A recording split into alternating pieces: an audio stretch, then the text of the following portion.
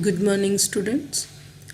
Last time we have done formation of INC in 1885.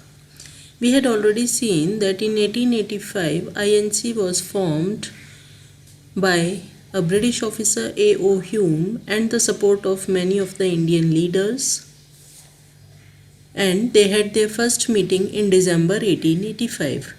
In today's class we will be discussing the main demands of INC and their moderate and extremist phases and their workings. So let's begin.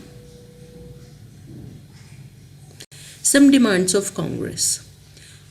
The major demands of Congress were, in the beginning, a greater voice in the government and in administration, more representation and power in the Legislative Council, extension of legislative councils in other provinces, and high positions to Indians in government offices. Some more demands were civil service examination should be convened in India also, Indianization of administration against racism, ending of drain of India's wealth to England, separation of judiciary from the executive, and repeal of the Arms Act, according to which the Indians were not allowed to carry weapons anywhere.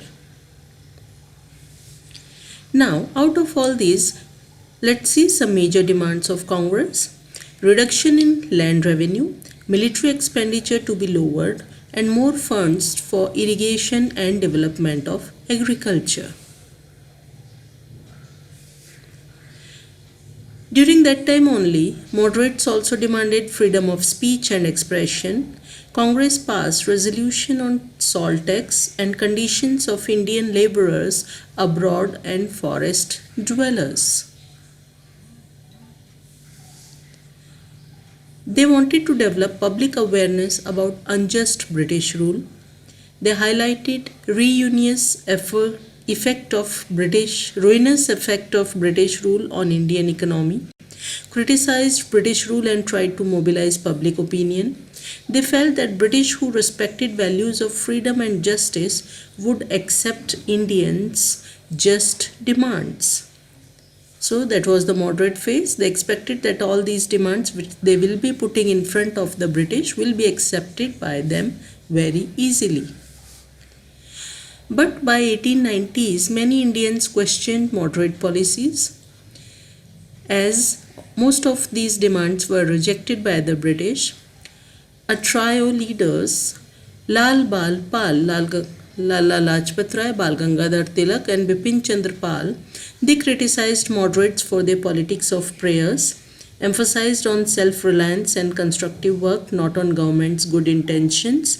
And that time only, Tilak gave the slogan, Swaraj is my birthright and I shall have it. Now, partition of Bengal.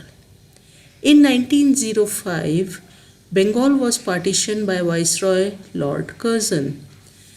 Bengal was the biggest province of British India before its partition. It included Bihar and parts of Odisha. The reason given for that was administrative convenience, but actually the British wanted to divide the Bengal and use their divide and rule policy. Or maybe their other probable motive for division was to suppress Bengali nationalism by splitting Bengali people.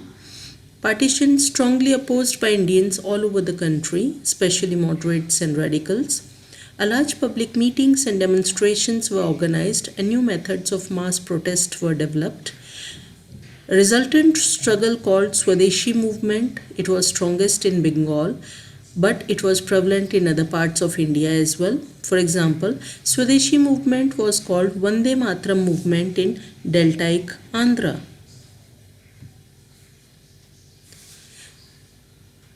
This movement opposed the British rule while encouraging ideas of self-help, Swadeshi enterprise, national education, vernacular languages.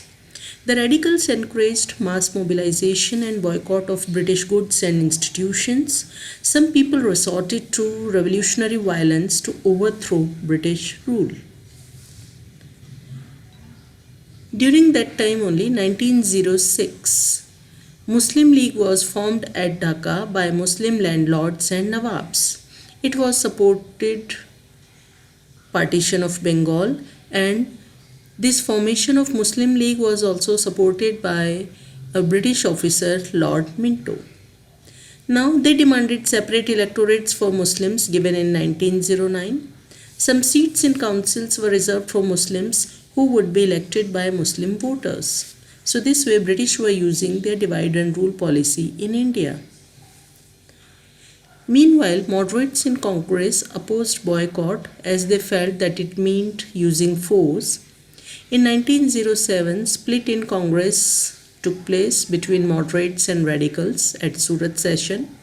Congress was dominated by moderates while Tilak's followers, or you can say extremists, they functioned from outside.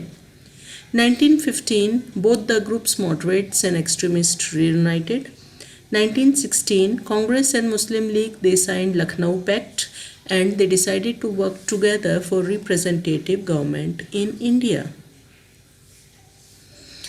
So till here we had seen the working of INC from 1885 to 1905, especially during the partition of Bengal, the formation of Muslim League and union of extremist and moderate for the nationalism.